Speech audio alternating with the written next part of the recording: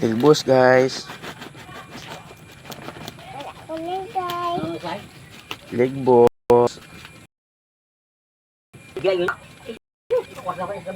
Kulang mo sa ba ni anak guys. And guys, yung nakaraang araw, sabi ko may ulam na paparating kasi nga marami yung anay na lumilipad sa ilaw. Ito na siya ngayon guys. Mahihiraw na tayong ulam guys.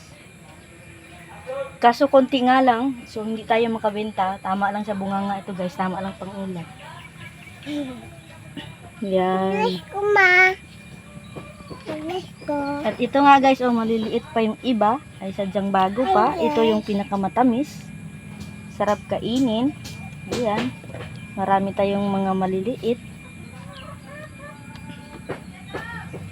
Yan guys. Yung mga maliliit tayo dito.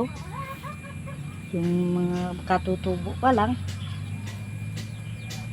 Yan yung mga masarap kainin guys. Sige na ikuhay.